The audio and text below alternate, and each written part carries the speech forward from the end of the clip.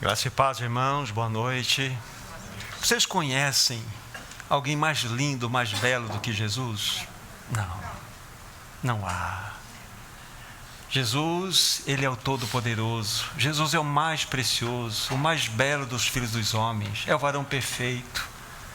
E haverá um dia que teremos um encontro. O encontro com o glorioso amado da nossa alma.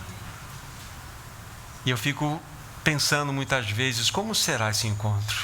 Quando os nossos olhares trocarem com o olhar do nosso amado Senhor. Quando Ele levantar as mãos, nós vamos observar alguma coisa interessante nas mãos dEle. Furos de amor.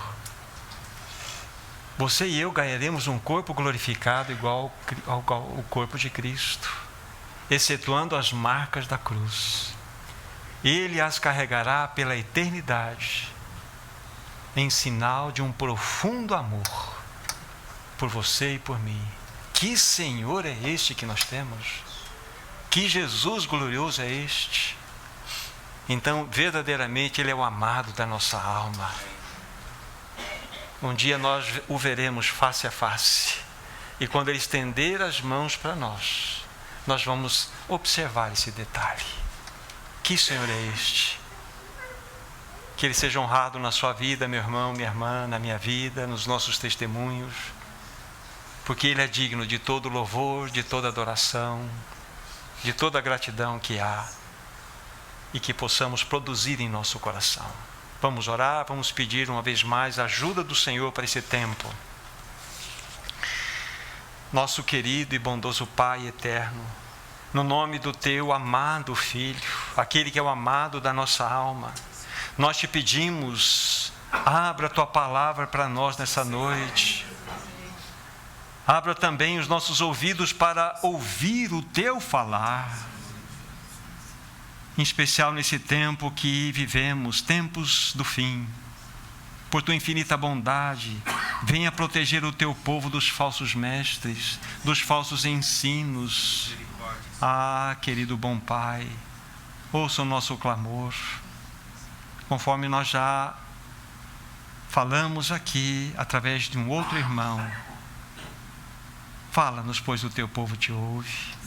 O Senhor nos reúne aqui porque Tu desejas falar. Então, eis-nos aqui. Que o Espírito Santo tome conta desse momento. Que a palavra venha ao encontro e de encontro aos nossos corações. No nome de Jesus, amém. Vamos ler algumas porções das Escrituras Sagradas, depois vamos estar adiantando algumas coisas para os irmãos sobre o encargo dessa noite. Segunda Epístola de Pedro, capítulo 2.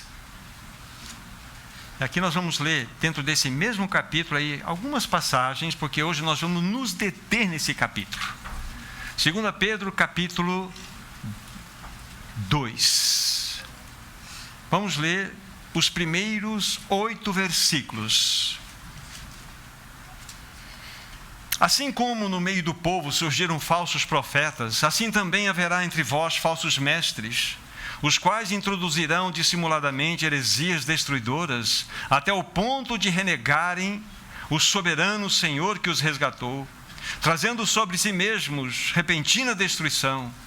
E muitos seguirão as suas práticas libertinas, e por causa deles será infamado o caminho da verdade. Também movidos por avareza, farão comércio de vós, com palavras fictícias. Para eles o juízo lavrado, a longo tempo não tarda, e a sua destruição não dorme. Ora, se Deus não poupou anjos quando pecaram, antes precipitando-os no inferno, os entregou a abismos de trevas, reservando-os para o juízo. E não poupou o mundo antigo, mas preservou a Noé, pregador da justiça, e mais 7 pessoas, quando fez vir o dilúvio sobre o mundo de ímpios, e reduzindo a cinzas as cidades de Sodoma e Gomorra, ordenou-as à ruína completa, tendo-as posto como exemplo a quantos venham viver impiamente, e livrou o justo Ló, afligido pelo procedimento libertino daqueles insubordinados, porque este justo, pelo que via e ouvia, quando habitava entre eles, atormentava sua alma justa, cada dia, por causa das obras iníquas daqueles. Versos 12 até o 15. Esses, todavia, como brutos e irracionais, naturalmente feitos para a presa e destruição, falando mal daquilo em que são ignorantes, na sua destruição também hão de ser destruídos, recebendo injustiça por salário da injustiça que andam praticando, considerando como prazer a sua luxúria carnal em pleno dia, quais nodas e deformidades eles se regalam nas suas próprias mistificações, enquanto banqueteiam junto convosco, tendo os olhos cheios de adultério, insaciáveis no pecado, engodando almas inconstantes, tendo o coração exercitado na avareza, filhos malditos, abandonando o reto caminho, se extraviaram, seguindo pelo caminho de Balaão, o filho de Beor, e amou o prêmio da injustiça. Verso 17. Esses tais são como fonte de águas, fontes sem água, como névoas impelidas pelo temporal. Para eles está reservada a negridão das trevas. E por fim, de 20 a 22. Portanto, se depois de terem escapado das contaminações do mundo, mediante o conhecimento do Senhor e Salvador Jesus Cristo, se deixam enredar de novo e são vencidos, tornou-se o seu último estado pior do que o primeiro, pois melhor lhes fora nunca tivessem conhecido o caminho da justiça do que, após conhecê-lo, volverem para trás, apartando-se do santo mandamento que lhes fora dado. Com eles aconteceu o que diz certo adágio verdadeiro: o cão voltou ao seu próprio vômito e a porca lavada voltou a revolver-se na lama ou no lamaçal. Amados irmãos, que texto é este? A impressão que eu tenho no meu coração, esse texto é tão impressionante que parece-nos que Pedro, ele usou toda a pólvora, toda a munição que ele tinha à disposição para atacar esses falsos mestres. Vocês perceberam o teor de todo esse capítulo? E por que Pedro fez isto? Porque Pedro tinha um coração pastoral. Pedro tinha um coração pastoral de proteção daqueles irmãos. Daqui a pouco vamos falar um pouquinho sobre isto. Mas para vocês que conhecem o Salmo 23, lá diz assim: o Senhor é meu pastor, nada me faltará, etc, etc. Vai chegar num momento que vai dizer assim: a tua vara e o teu cajado me consolam. Poucos conhecem que a função da vara do pastor, na realidade, tem 3 finalidades. Normalmente a gente entende que aquela vara do pastor é aquele instrumento que é utilizado quando uma ovelhinha ela está rebelde, ela tem que ser corrigida, mas o cajado tem aquela volta, né, como se fosse um guarda-chuva, que é para buscar a ovelhinha que possa ter caído num buraco, alguma coisa. Mas poucos sabem que essa vara tem outra função. Na ponta dessa vara há acoplado ali um anel de ferro com ponta.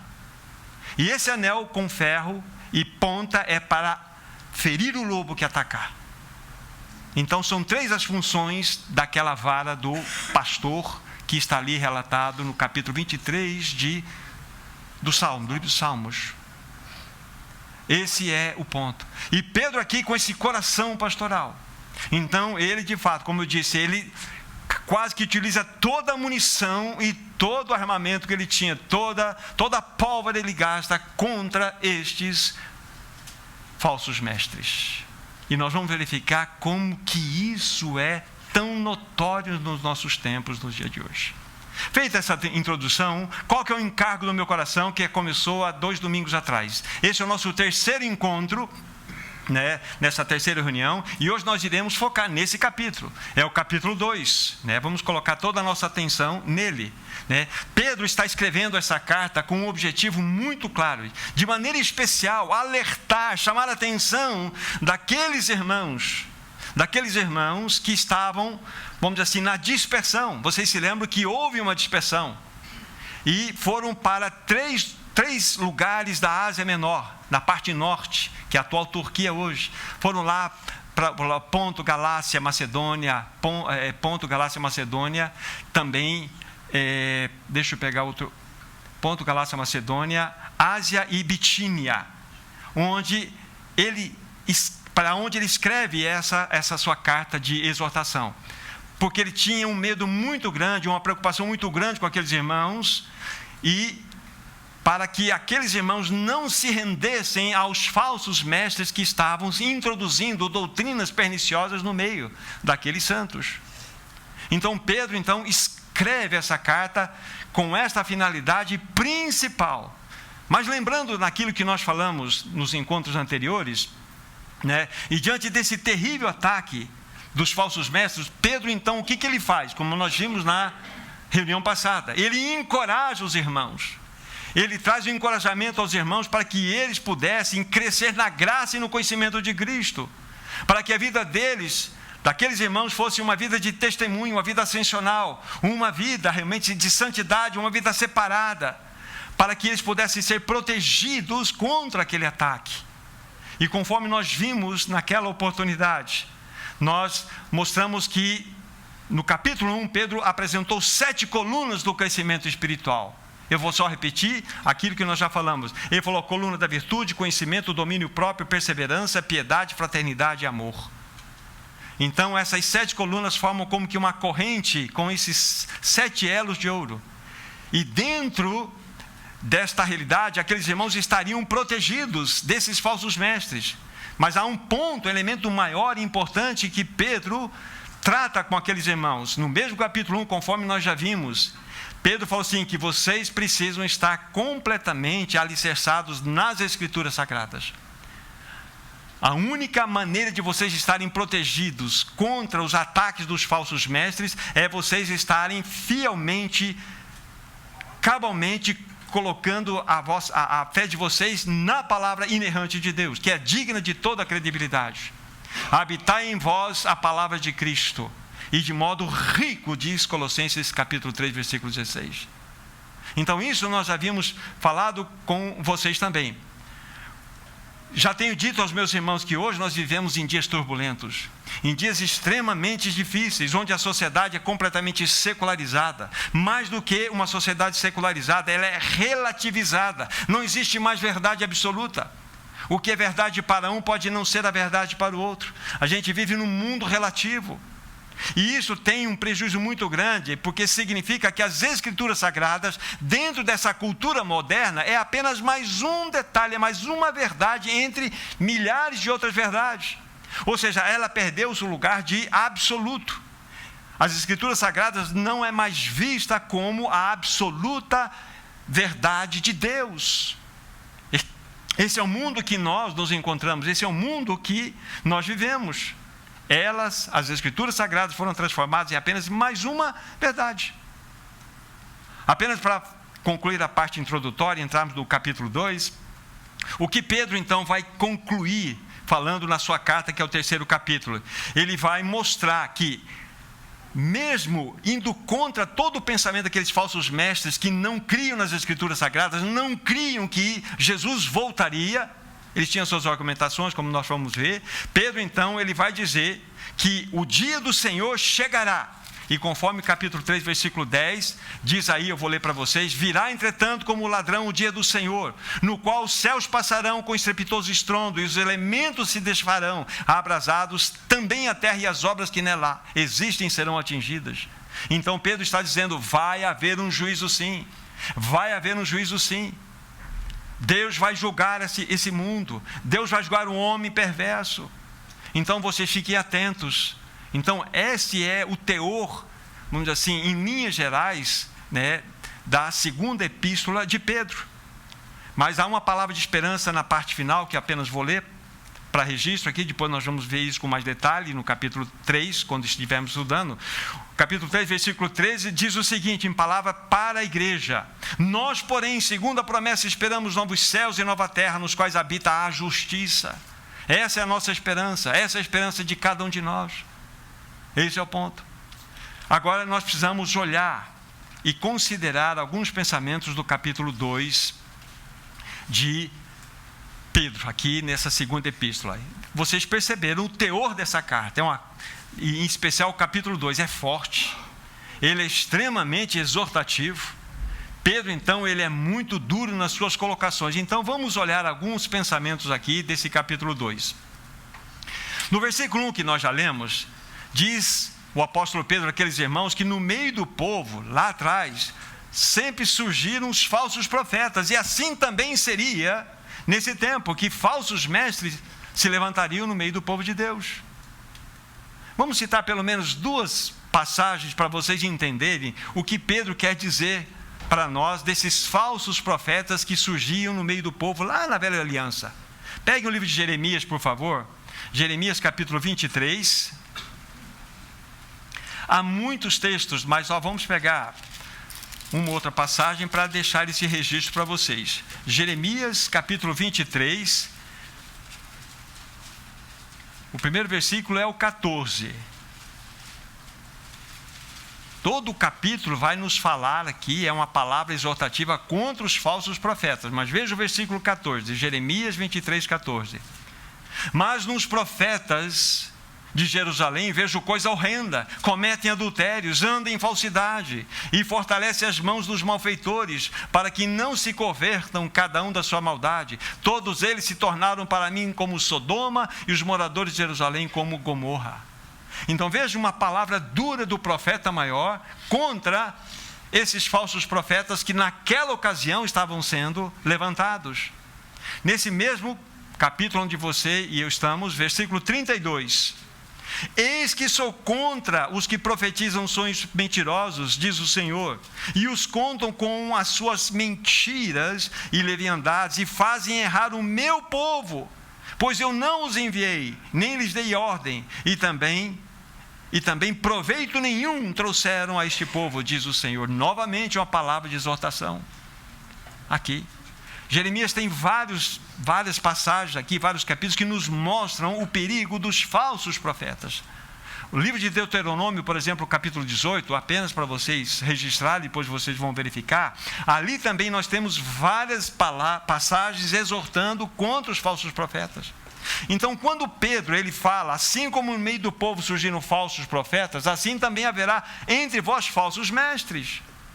Se isso era uma realidade no tempo de Pedro, quanto mais o é agora nesse tempo do fim, irmãos, conforme nós vamos mostrar logo mais para vocês. Peguem agora nas palavras de Jesus, Mateus capítulo 7, ainda mostrando a palavra exortativa com relação ao perigo dos falsos profetas no meio do povo de Deus. Mateus capítulo 7, versículo 15. Jesus está concluindo aqui este sermão chamado Sermão do Monte, e perto da sua conclusão ele traz uma palavra de alerta. Verso 15, Mateus 7, verso 15. Acautelai-vos dos falsos profetas, que se apresentam disfarçados em ovelhas, mas por dentro são lobos roubadores. Acautelai-vos. Vejam como há palavras de exortação com referência a esse cuidado que nós devemos ter contra os falsos profetas e contra os falsos mestres, que não se levantaram apenas naquele tempo de Pedro, mas que hoje está pipocando por todos os lugares. E é algo que nós devemos atentar. E mais uma passagem apenas, fala do próprio Senhor Jesus, capítulo 24, Mateus capítulo 24,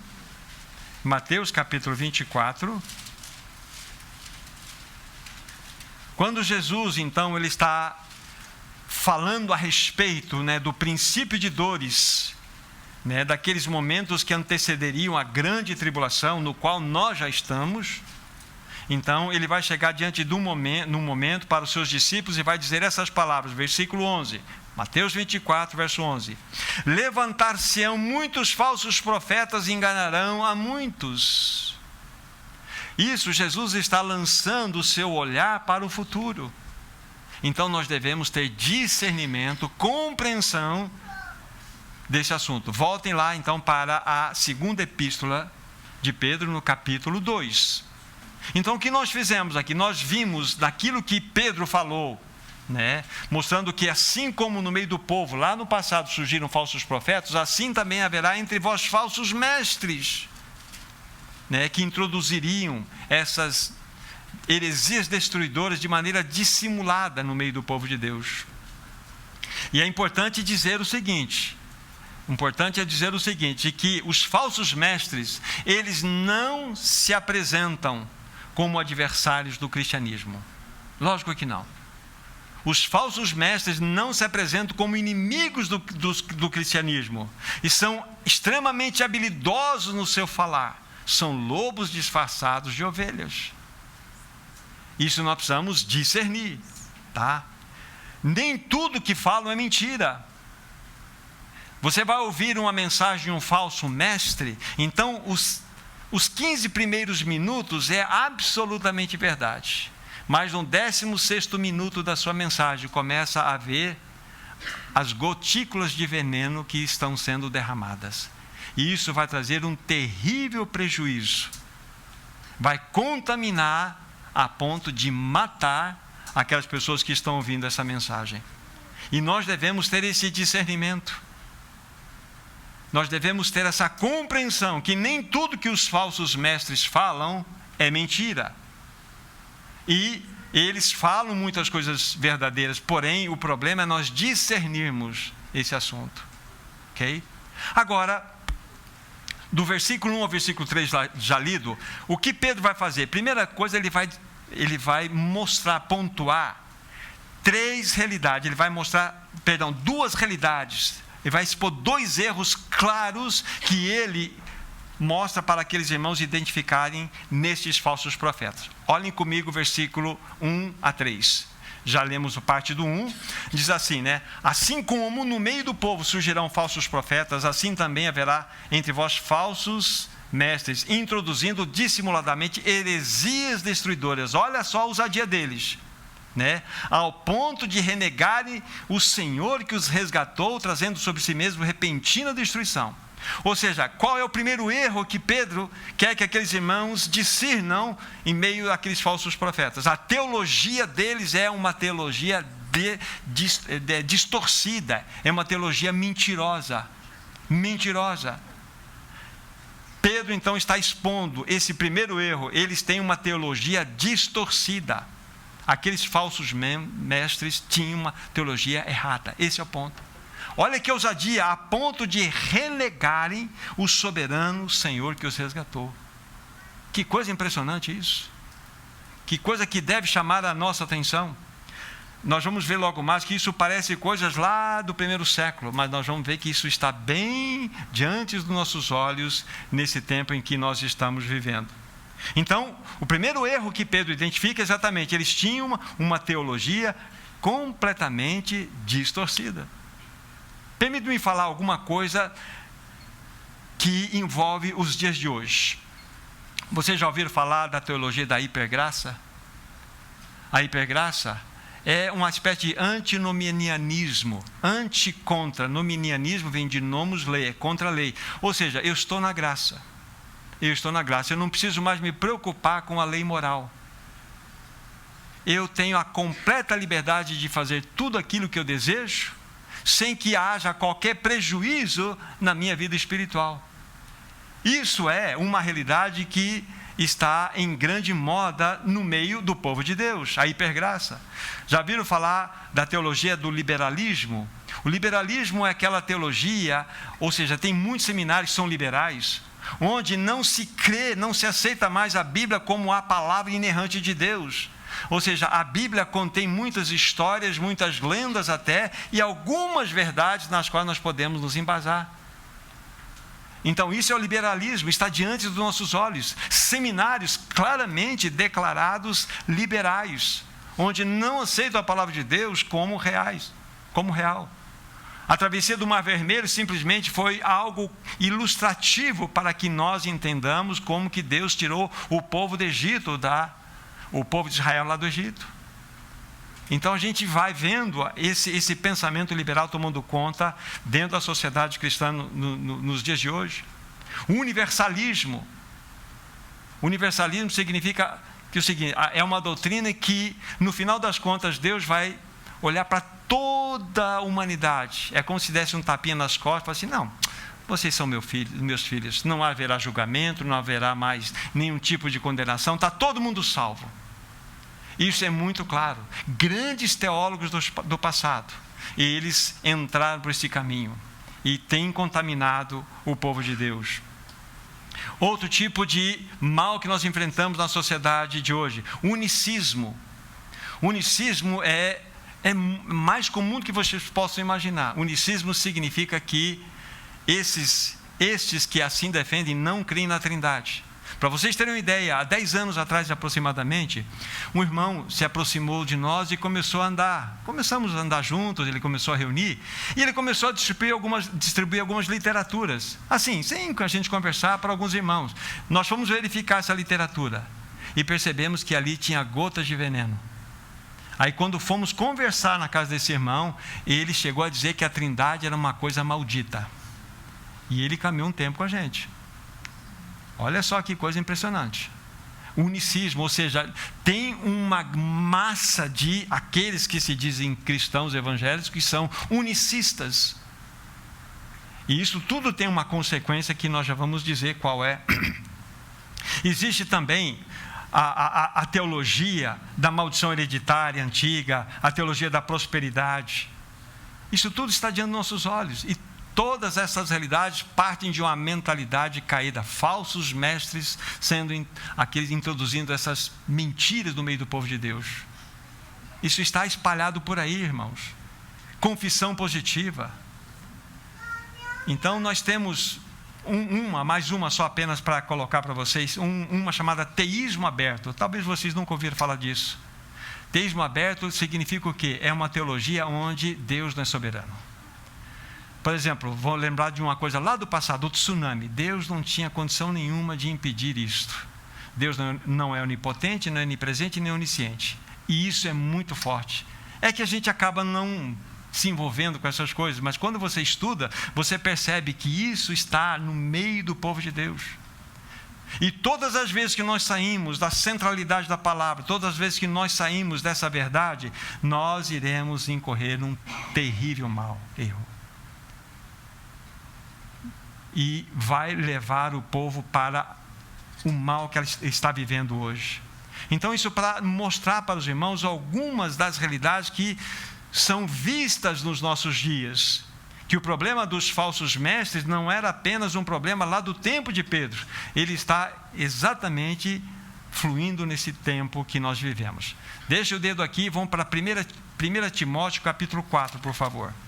1 Timóteo 4, veja o que Paulo tem a nos mostrar com respeito ao tempo do fim. 1 Timóteo 4, de 1 a 3.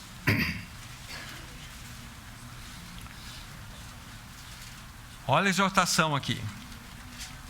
Repetindo 1 Timóteo 4, de 1 a 3. Ora, o Espírito afirma expressamente que nos últimos tempos alguns apostatarão da fé, por obedecerem espíritos enganadores e a ensinos de demônios, pela hipocrisia dos que falam mentiras, e que têm cauterizado a própria consciência, e que proíbem casamento e exigem abstinência de alimentos que Deus criou para serem recebidos com ações de graças pelos fiéis e por quantos conhecem plenamente a verdade.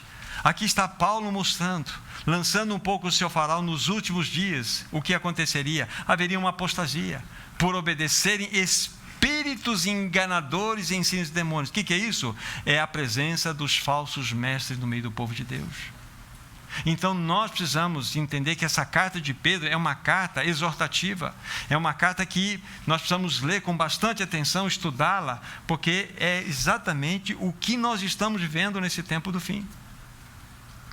Então, a primeira exortação, o primeiro erro que Pedro aponta com relação àqueles falsos mestres é que a sua teologia era completamente distorcida. Mas Pedro também vai nos mostrar um segundo erro daqueles que pregavam essa verdade. 2 Pedro capítulo 2, onde nós estamos. Aí veja o versículo 2. E muitos seguirão as suas práticas libertinas, e por causa deles será infamado o caminho da verdade. Então, o que significa? Não somente eles tinham um erro na teologia, mas eles tinham uma conduta completamente distorcida. É lógico. Não, se você tem uma compreensão errada da teologia, você vai viver conforme essa compreensão que você mesmo estabeleceu. A conduta deles era uma conduta completamente reprovável.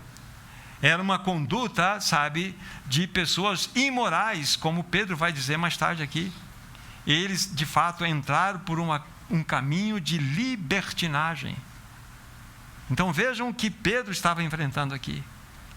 Você se lembra quando nós apresentamos inicialmente na primeira reunião esta carta, nós fizemos associação à primeira carta. Estava havendo uma grande perseguição que foi deflagrada por Nero, ano 64. Aqueles irmãos foram dispersos e foram para essa região da Ásia, da região norte, a atual Turquia. E na primeira carta, Pedro escreve para que aqueles irmãos fossem fortalecidos, porque havia uma grande perseguição contra eles. Mas essa segunda carta, escrita uns 2 anos após, Pedro estava então mostrando que o perigo era outro, era mais sério do que a perseguição de Nero. Era um perigo dos falsos mestres introduzirem o mal dentro do povo de Deus. Para vocês terem ideia, a igreja só tinha 35 anos de história. Era nova. E já recebendo esse ataque frontal do inimigo através desses falsos mestres. Então, esses falsos mestres, eles, quando se introduziam no meio do povo de Deus, tinham a finalidade realmente, de maneira disfarçada, desviar aqueles irmãos dos caminhos. Esse é o ponto. Tá? Então, vimos, primeira coisa, a teologia errada. Segunda coisa, a conduta errada. E eles queriam exatamente trazer isso para o meio do povo de Deus.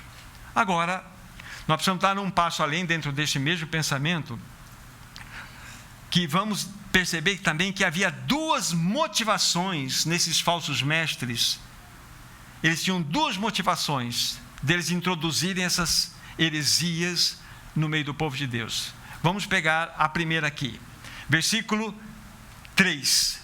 Também, movidos por avareza, farão comércio de vós, com palavras fictícias. Para eles o seu juízo lavrado a longo tempo não tarda, e a sua destruição não dorme. Aqui está a primeira, a avareza. Então veja, essa história de teologia da prosperidade não é coisa nova, é coisa antiga. Eles eram avarentos, eles eram sedentos por amor. E essa palavra, quando você vai buscar no seu original, tem um sentido interessante, A avareza é o desejo de possuir mais e mais. Eles eram insaciáveis. Eles tinham o desejo de possuir mais e mais, mais e mais. Veja o versículo 14 desse mesmo capítulo 2. Tendo olhos cheios de adultério, insaciáveis no pecado, engodando almas constantes, tendo no coração exercitado na avareza, filhos malditos. Novamente aparece a palavra avareza. Essa questão é tremendamente vista nos nossos dias hoje. É impressionante. É impressionante essa teologia da prosperidade, como ela trouxe e tem trazido um dano muito grande no meio do povo de Deus. A avareza. Então, Pedro está exortando aqueles irmãos para que eles tomassem cuidado dessa falsa teologia. Olhe para a conduta deles. Pedro está chamando a atenção, como nós vimos. E Pedro então vai nos mostrar qual era a sua real motivação desses falsos mestres estarem no meio deles. A avareza. Eles não tinham preocupação com as ovelhas, eles queriam a lã das ovelhas. Eles não queriam alimentar as ovelhas, eles não queriam cuidar das ovelhas. Aqueles falsos mestres queriam tirar o máximo daquelas ovelhas, roubar a lã para se saciarem dentro da sua própria avareza.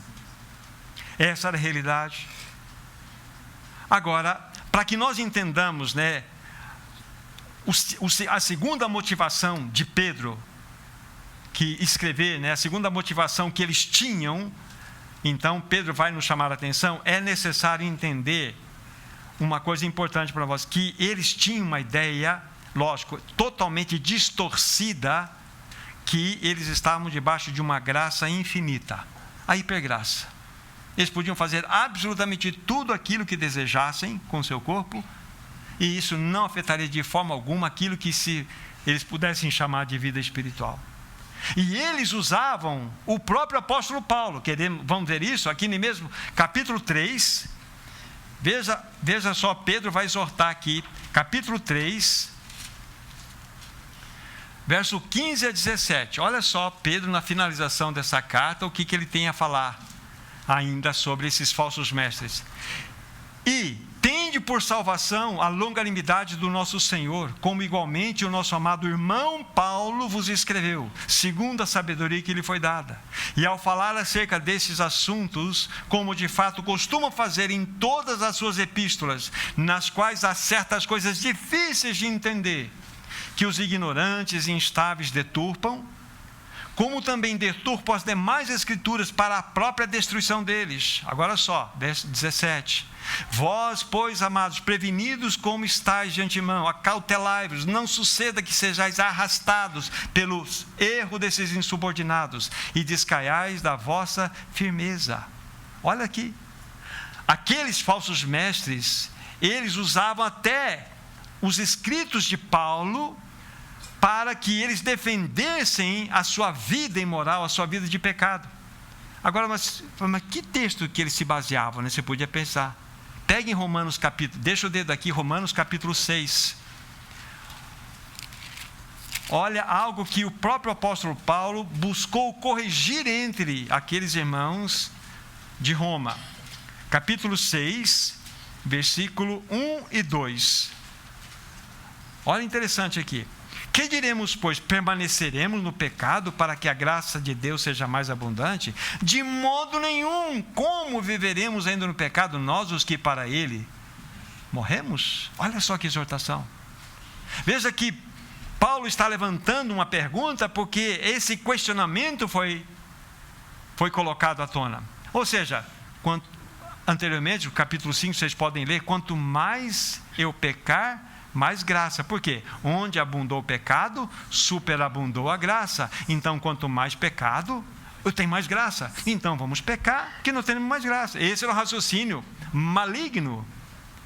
E aqueles falsos mestres falam, não, está aqui, ó, quanto mais pecado, eu tenho mais graça. É uma graça infinita. E Pedro, então, corrige, fala assim, não é assim. Não é assim. E aí, estamos vendo um texto. Agora, versículo 15, capítulo 6 de Romanos ainda. E daí? Havemos de pecar porque não estamos debaixo da lei? E sim debaixo da graça? De modo nenhum. De modo nenhum. Então, nós temos aqui o próprio Paulo mostrando que não. Nós, como vamos viver no pecado se nós já morremos com ele? Gente, nós fomos atraídos na morte de Cristo. Nosso velho homem foi crucificado com Cristo. Agora, Cristo vive em nós. Morremos para o mundo, morremos para o pecado, morremos para nós mesmos. Cristo é a nossa vida. Então, não há mais como nós admitirmos esse pensamento completamente errôneo. Então, para falarmos um pouquinho a respeito, da segunda exortação, que envolve Pedro chamando a atenção daqueles irmãos contra as motivações erradas daqueles falsos mestres, foi necessário apresentar isso para vocês. Eles tinham na mente errada deles, completamente conturbada, de que quanto mais pecado, mais graça eles teriam. Então Pedro corrige para nós aqui, como acabamos de ver. Pedro não admite aquilo, Eles achavam que aquela graça que eles haviam recebido era uma licença para pecar. E não, de forma alguma. Então, qual é a outra motivação? Voltem para 2 Pedro capítulo 2. Aqueles falsos mestres, eles viviam numa libertinagem desenfreada. Completamente desenfreada. Capítulo 2, versículos 9 a 10.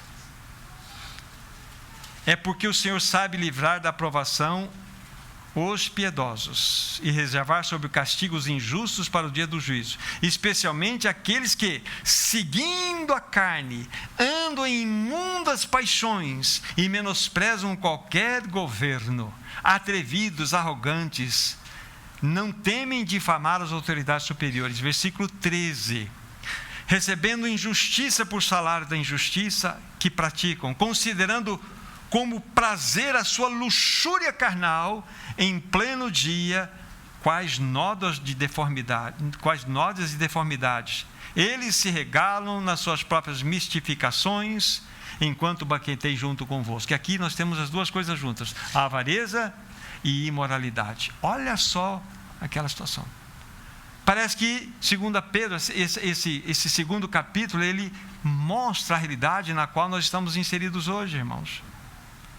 Então nós vimos Pedro exortando aqueles irmãos. Olha, esses falsos mestres têm uma teologia completamente distorcida, a ponto de ousadamente eles renegarem o Senhor soberano. Eles não aceitam Jesus. Então, falsa teologia, consequentemente, leva uma falsa conduta. Eles vivem numa libertinagem sem par. E Pedro vai mostrar-nos outros dois problemas. Qual é a motivação desses falsos mestres em vocês? Duas motivações: a avareza. Eles querem a lã das ovelhas. E a segunda, eles querem viver uma vida desenfreada na imoralidade. E eles querem arrastar todos juntos após ele. É isso que está acontecendo. Então está claro porque Pedro está escrevendo essa carta para nós. Está bem claro para nós esse ponto. Pedro então anuncia, depois de eles fazerem essa exortação nos 3 primeiros versículos, ele vai anunciar do versículo 4 a 8, qual será o fim destes insubordinados. Vamos ler de 4 a 8, 2 Pedro capítulo 2. Ora, se Deus não poupou a anjos quando pecaram, antes precipitando-os no inferno, os entregou a abismos de trevas, reservando-os para o juízo. E não poupou o mundo antigo, mas preservou Noé, pregador da justiça, e mais 7 pessoas, quando fez vir o dilúvio sobre o mundo de ímpios, e reduzindo as cinzas das cidades de Sodoma e Gomorra, ordenou-as à ruína completa, tendo-as posto como exemplo a quantos venham viver impiamente, e livrou o justo Ló, afligido pelo procedimento libertino daqueles insubordinados, porque este justo, pelo que via e ouvia, quando habitava entre eles, atormentava a sua alma justa a cada dia, por causa das obras iníquas daquele. Pedro então vai destacar 3 exemplos de juízo sobre o pecado. Esse é o ponto. E aí nós vamos, em linhas gerais, ver detalhes, alguns detalhes a respeito de cada uma dessas palavras que temos diante de nós. O versículo 4 é importante para nós, mas devemos entender que é um terreno difícil e devemos falar com calma e falar a lápis. Sabe o que é falar a lápis? Se precisar apagar, nós apagamos.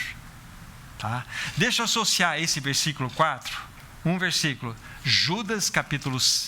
Judas é o penúltimo livro, né? Judas só tem um capítulo, versículo 6. Judas, versículo 6. Só tem um capítulo. É a mesma referência aqui. E a anjos, os que não guardaram o seu estado original, mas abandonaram o seu próprio domicílio, ele tem guardado sob trevas em algemas eternas para o juízo do grande dia. É a mesma ideia. Judas e Pedro, 2 Pedro, estão bem próximos um do outro dentro dessa mesma realidade exortativa contra os falsos mestres. Muito bem. É um terreno difícil, como falei? É. Uma interpretação que é dada sobre essa questão dos anjos é a seguinte, que estes anjos, mas antes disso eu preciso que vocês leiam Gênesis capítulo 6, para vocês entenderem algo que eu vou falar na sequência. Gênesis capítulo 6. Gênesis capítulo 6. Primeiro livro da Bíblia. Os 4 primeiros versículos. Gênesis 6, 1 a 4. Como se foram multiplicando os homens na terra, e lhes nasceram filhas, vendo os filhos de Deus que as filhas dos homens eram formosas, tomaram para si mulheres, as que entre todas mais lhes agradaram. Então disse o Senhor: o meu espírito já não agirá para sempre no homem, pois este é carnal, e os seus dias serão de 120 anos. Ora, naquele tempo havia gigantes na terra, E também depois, quando os filhos de Deus possuíram as filhas dos homens, os quais lhe deram filhos, esses se tornaram valentes, varões de renome da antiguidade. Aqui está. Então, é um texto importantíssimo para nós, para entendermos o que eu vou dizer agora. Então, esses filhos de Deus, que possuíram as filhas dos homens, aqui, então a primeira interpretação que eu estava dizendo é a seguinte, seria a seguinte, que os filhos de Deus seriam filhos de Sete, descendente do próprio Adão, e eles então, os filhos de Sete, tomariam como esposa ou esposas as filhas de Caim, que eram consideradas do mal. E dentro desta união, filhos de Sete e filhos de Caim, teria surgido uma raça conhecida, a raça de gigantes. A Bíblia fala muito disso. Uma raça de gigantes. E por isso, então, por esta realidade ter acontecido, motivou o juízo divino, que foi o dilúvio. Essa é a primeira interpretação. Ou seja, houve essa relação, e isso se espalhou por toda uma sociedade a ponto da maldade e a imoralidade tomar conta de toda a humanidade pré-adâmica. E isso motivou o juízo de Deus enviando o dilúvio. Essa é a primeira interpretação. Dentro dos irmãos reformados, isso é muito comum ver. A outra interpretação, esses filhos de Deus, conforme nós lemos lá em Gênesis, seriam quem? Seriam anjos que se rebelaram contra Deus. Talvez você já ouviu falar sobre isso. Eles não guardaram o seu estado original, ou seja, o seu principado. O que mais? Abandonaram o seu domicílio, conforme diz lá em Judas. E essa palavra domicílio é muito importante, que significa abandonaram o corpo no qual eles habitavam. Tá? E esses anjos, então, teriam vindo à terra, seduzido as mulheres, e o resultado dessa união luxuriante é o que aconteceu. Foi o surgimento de uma raça de gigantes, através das quais a maldade se espalhou por toda a terra. Daí o juízo divino lançado sobre toda aquela raça pré-adâmica. Tá? Essa é uma outra interpretação. Uma outra interpretação. Como eu disse a vocês, nós estamos andando em passos calmos, falando a lápis, porque o Senhor pode nos dar muita luz sobre isso futuramente. Mas aqui está, eu vou dizer logo mais para vocês qual seria o ponto importante de estarmos citando isto para vocês. O grande destaque para nós é que o importante é o resultado do que aconteceu. Porque o que Pedro está mostrando, chamando a atenção daqueles falsos mestres, é assim como Deus não poupou aqueles anjos que pecaram, e eles foram precipitados no inferno, os entregou a abismos de trevas, estes mesmos falsos mestres seriam da mesma forma julgados. Ou seja, aqueles pecados que eles estavam cometendo, o pecado de lançarem uma falsa teologia, de viverem uma vida desregrada, conforme nós dissemos, deles terem um coração totalmente tomado pela avareza e dominado completamente pela imoralidade, o resultado disso seria o mesmo daquilo que os anjos que pecaram tiveram. Seriam lançados a abismo de trevas, que aqui nós olhamos no versículo 4. Esse é o ponto. Isso é apenas para vocês entenderem. Vocês que gostam de estudar, vão a fundo. E quem sabe nós possamos ter mais luz sobre este assunto. Agora, na sequência, no versículo 5, ele vai mostrar uma outra realidade, né? Um outro tipo de exemplo de juízo que Deus mandou contra uma sociedade. Agora, ele vai falar de Noé, versículo 5. E não poupou o mundo antigo, mas preservou a Noé, pregador da justiça, e mais 7 pessoas, quando fez vir o dilúvio sobre o mundo dos ímpios. Aí está. Então, Pedro está mostrando que toda aquela atitude dos falsos mestres, então, teria um preço, teria uma colheita daquilo que eles estavam fazendo. Eles seriam julgados assim como Deus julgou a Noé, julgou aqueles habitantes do tempo de Noé, julgou. Ele lançou o dilúvio. E foi um juízo que só restaram 7 pessoas, com Noé 8 pessoas. Para vocês virem o tamanho do juízo que Deus mandou naquela raça pré-adâmica. Então, Pedro resgata esse acontecimento, mostrando que esses falsos mestres estariam debaixo de um mesmo juízo. Esse é o ponto. E por fim, no versículo sequência, que é o versículo 6, que vai até o 8, vai dar um outro exemplo. Reduzindo a cinzas as cidades de Sodoma e Gomorra, ordenou-as a ruína completa, e tendo-as posto como exemplo a quantos venham a viver impiamente, e livrou o justo Ló, afligido pelo procedimento libertino daqueles insubordinados, porque este justo, pelo que via e ouvia, quando habitava entre eles, atormentava sua alma justa cada dia por causa das obras iníquas deles. Então, novamente, um outro juízo que foi deflagrado sobre Sodoma e Gomorra pela vida de imoralidade que eles viviam. Então Pedro pega esses 3 exemplos e coloca.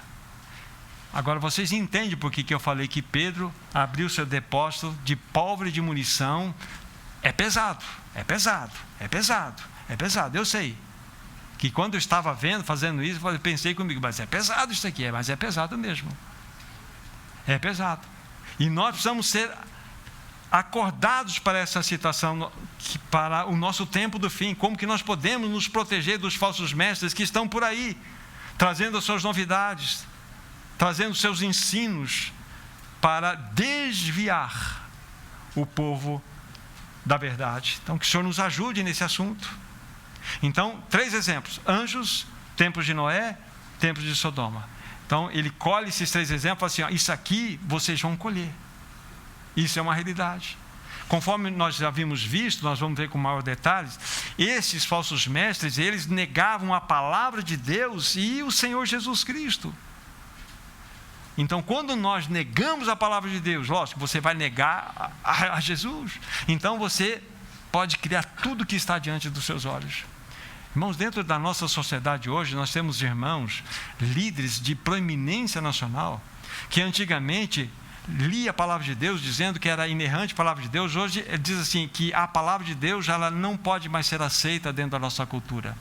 Nós devemos trazer uma reinterpretação da Bíblia, porque a nossa cultura, a nossa sociedade já não aceita mais esse velho livro. Homens de proeminência do nosso tempo, está diante dos nossos olhos. Existem, vamos colocar assim, igrejas, existem, vamos dizer assim, segmentos do povo de Deus onde a imoralidade ela é permitida, onde se incentiva até a relação sexual antes do casamento, como uma coisa totalmente normal. Falsos mestres no meio do povo de Deus. E como que nós vamos reagir diante disso? Essa é a grande questão, irmãos. Está diante dos nossos olhos. A única segurança é nós ficarmos firmes na palavra de Deus. Nós ficarmos com os olhos olhando para as Escrituras inerrantes do Senhor. É impressionante. Devido àquele povo estar afundado no pântano do pecado, da luxúria, Deus enviou o juízo. Seja para Sodoma, seja para os tempos daquele de Noé. Deus enviou. Eles estavam afundados, completamente afundados. Aqueles falsos mestres e seus seguidores padeceriam do mesmo modo e seriam julgados. Irmãos, hoje nós vivemos um tempo de afrouxamento moral, um tempo de abandono espiritual. Esse afrouxamento moral não é somente no mundo caído, mas no meio do próprio povo de Deus. Insisto em algo que eu já tenho falado para vocês. Sabe qual é o pior mal da humanidade no que tange a moral? É a pornografia. A pornografia tem destruído crianças, tem destruído jovens, tem destruído velhos. Isso é algo terrível, queridos irmãos. Terrível. Muita gente dentro das igrejas, escravas, e que precisam de ajuda, precisam de libertação. E isso é algo que escraviza mesmo. Irmãos, nós precisamos buscar uma vida de santidade. Nós precisamos buscar uma vida ascensional, uma vida aos pés do Senhor. Nós precisamos ser aquele povo que nega a si mesmo, toma a cruz e vai após o Senhor. Nós precisamos ser aquele povo que, conforme nós vimos na reunião passada, que de fato tenha as 7 colunas do crescimento espiritual. As 7 colunas, só repetindo: virtude, conhecimento, domínio próprio, perseverança, piedade, fraternidade e amor. Nós precisamos ter essa disposição de amar as Escrituras Sagradas, de fazer das Escrituras realmente a nossa parceira diária, lermos a palavra, encher nossos corações dessa verdade. Precisamos voltar para as Escrituras Sagradas, irmãos, precisamos. Agora vamos dar um passo além. 2 Pedro capítulo 2, onde nós estamos, olha como que Pedro, ele está batendo forte. Versículo 12 a 14. 12 a 14. 2 Pedro capítulo 2, 12 a 14. Esses, todavia, como brutos e irracionais, olha só, naturalmente feitos para presa e destruição, falando mal daquilo em que são ignorantes, na sua destruição também hão de ser destruídos, recebendo injustiça por salário da injustiça que praticam, considerando como prazer a sua luxúria carnal, em pleno dia, quais nódoas e deformidades. Eles se regalam nas suas próprias mistificações, enquanto se banqueteiam convosco, tendo olhos cheios de adultério, insaciáveis do pecado, engodando almas inconstantes, tendo o coração exercitado à avareza, filhos malditos. Gente, que palavra dura! Que palavra pegada essa! Mas essa é a palavra de Deus. É a palavra de Deus. Nós não podemos tirar a atenção disso aqui. Pedro, você está sendo muito radical aqui. Irmãos, tem hoje, entre os irmãos, existem grupos que não se fala mais de pecado, não se fala mais de juízo de Deus, não se fala mais de inferno, não se fala mais de julgamento, não se fala mais de lago de enxofre, não se fala mais, porque isso vai ferir. Nós precisamos ser aquela igreja que fala só do amor, só da graça, só da misericórdia. Tudo isso é verdade. Mas Deus é um Deus de justiça, Deus é um Deus de juízo, Deus é um Deus que vai julgar. Deus vai julgar. Um dia todos comparecerão perante Deus e darão conta do bem e o mal que tiverem feito por meio do seu corpo. Isso é sério. E Pedro aqui, ele não brinca, ele chama eles de brutos e irracionais. Significa o seguinte: esses falsos mestres são comparados a bestas que são governadas pelos seus instintos, e o que eles querem no meio de vocês é satisfazer os seus instintos carnais, suas perversidades sexuais. É isso que eles querem no meio do povo de Deus. Então Pedro aqui está rodando o facão, irmãos. Ele não está medindo esforço aqui para alertar aqueles irmãos. Por quê? Porque Pedro ama aqueles irmãos. Pedro tem um amor por aqueles irmãos. Aqueles falsos mestres fizeram do prazer o seu bem maior. Isso chama-se hedonismo. Aqueles falsos mestres fizeram do umbigo o centro do universo, o umbigo deles mesmos. Isso é narcisismo. Paulo já nos falou, já falei disso com vocês. Paulo falou que um dos grandes males do tempo do fim seriam estes dois: narcisismo. Ou seja, o homem fazendo do seu umbigo o centro do universo. Nós vivemos numa geração chamada selfie. Eu. O que importa é o prazer. É o segundo ponto, o hedonismo. É o hedonismo. O prazer como bem maior era o que acontecia naqueles falsos mestres. Irmãos, é o que está acontecendo na nossa sociedade. Nós vivemos num mundo caído. Por isso que a Bíblia fala de apostasia. Quantos estão no meio de nós que não estão levando a palavra de Deus a sério, como nós vamos ver logo mais agora ao término?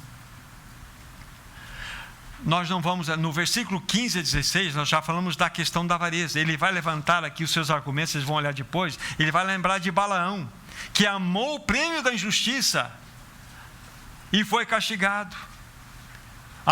Balaão foi responsável por desviar, por prevaricar o povo de Deus, desviar, levá-los para uma vida de imoralidade. Balaão foi responsável por isso, a preço de dinheiro. Então vocês vão verificar esse ponto aí. Aí no versículo 17, diz assim: esses tais são como fontes sem água. Vocês já viram o que é uma fonte sem água? Não tem nada. Você está com sede, você quer receber alguma coisa, você vai lá naquela fonte buscar um copinho d'água, você só tem areia. Esta é a realidade dos falsos mestres, não tem nada para oferecer. Fonte sem água. Aí na sequência vai dizer: névoas ou nuvens impelidas pelo temporal. Você vê uma nuvem um pouco acinzentada, você vai falar assim: vai vir chuva. Não, mas o vento vem e sopra. Secos, não tem absolutamente nada. Prometem chuvas, mas não tem nada, são vazias. São promessas completamente mentirosas. Paulo está pegando firme, irmão. Pedro está pegando firme conosco. É essa sociedade que nós vivemos hoje. É essa sociedade. Aqueles falsos mestres eram escravos de si mesmos. Um filósofo que viveu no primeiro século, chamado Sêneca, ele disse o seguinte: ser escravo de si mesmo é a mais onerosa de todas as servidões. Uma pessoa que vive para atender os seus próprios prazeres é a mais escravizada de si mesmo que existe. Esse é o ponto. Então Pedro vai concluir versículos 20 e 22. Portanto, se depois de terem escapado das contaminações do mundo, mediante o conhecimento do Senhor e Salvador Jesus Cristo, se deixam enredar novamente e são vencidos, tornou-se o seu último estado pior do que o primeiro, pois melhor lhes fora nunca tivessem conhecido o caminho da justiça do que, após conhecê-lo, volverem para trás, apartando-se do santo mandamento que lhes fora dado. Com eles aconteceu um certo adágio verdadeiro: o cão voltou ao seu próprio vômito e a porca lavada a revolver-se na lama ou no lamaçal. Que palavra! Um dos capítulos mais pesados que eu encontrei na Bíblia. Ele é sem par com todos. Então é uma mensagem pegada. É uma mensagem que realmente é exortativa. Certo irmão disse a respeito desses versos que acabamos de ler aqui: aqueles homens, de fato, eles viram a Cristo, mas eles estavam tão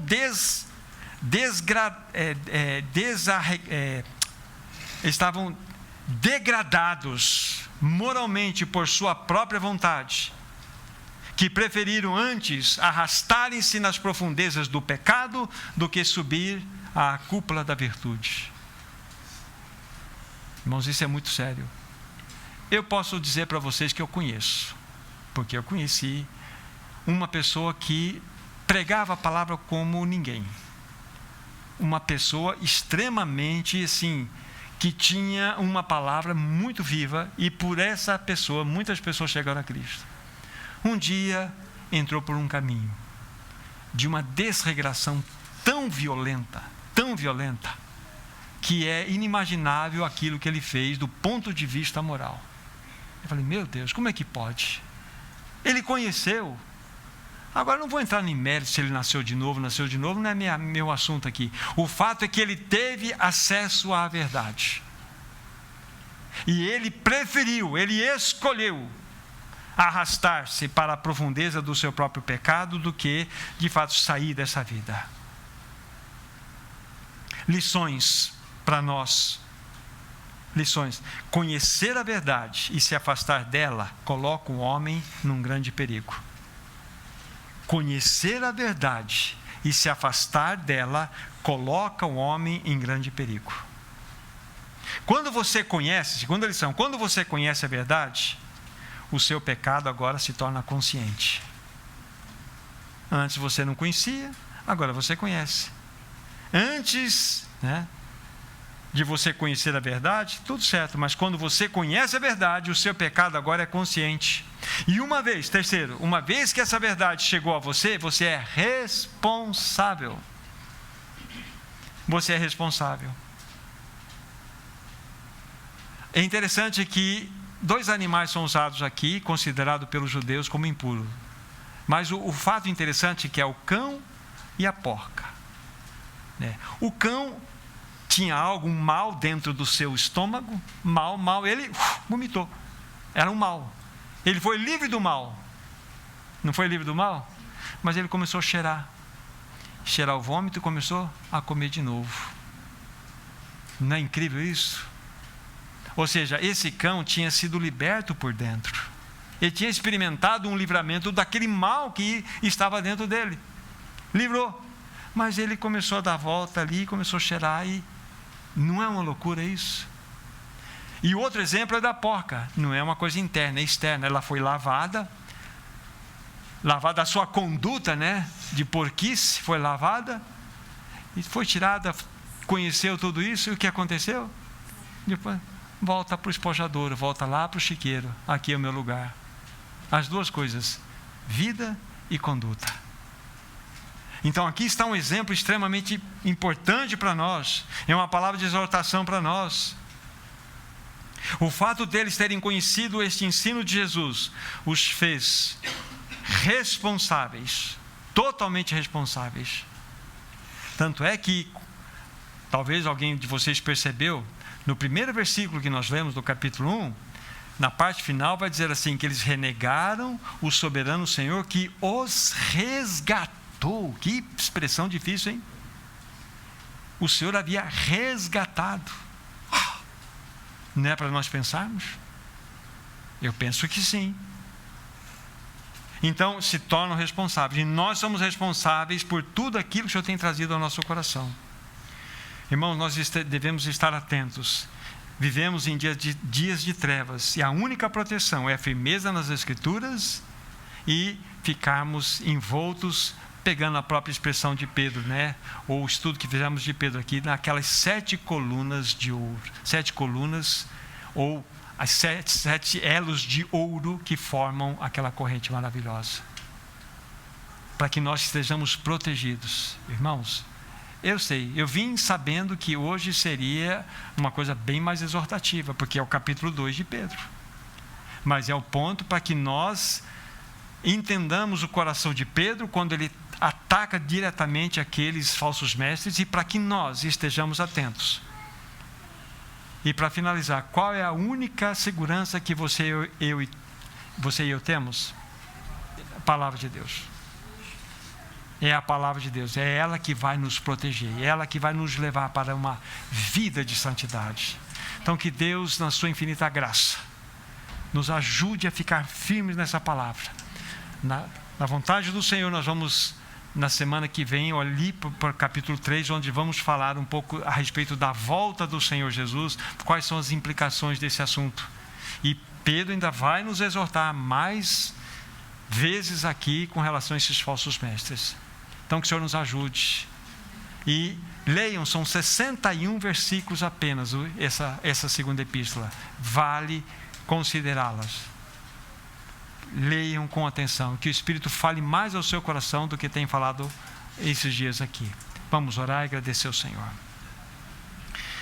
Querido Senhor, nós sabemos que a Tua palavra é a verdade. A Tua palavra é martelo que esmiuça a penha. Tua palavra, Senhor, ela vem de fato ao encontro e de encontro dos nossos corações. Senhor, não queremos ficar na comodidade da nossa existência. Não queremos ficar na tranquilidade da nossa vida espiritual. Nós queremos crescer, avançar. Dá-nos graça de crescermos, Senhor, espiritualmente. Dá-nos graça, Senhor, de vivermos uma vida que glorifique o Teu nome. Dá-nos graça de amarmos a Tua palavra mais e mais, de alimentarmos o nosso coração com a Tua bendita palavra, Senhor. Cada irmão, cada irmã aqui presente, Senhor, que receba a Tua palavra, que possam ser encorajados a ler a Tua palavra, a se firmar na Tua palavra, que nós tenhamos discernimento nesse tempo do fim. Quantos falsos mestres e falsos profetas têm se levantado? Ajuda-nos a discernir. Ajuda-nos, Senhor, a ficar firmes na Tua palavra. Abençoe a todos presentes aqui na semana que se inicia hoje. Guarda cada um debaixo da Sua graça. Em nome de Jesus. Amém. Amém. Deus abençoe vocês, irmãos. Tenham uma semana na presença dEle.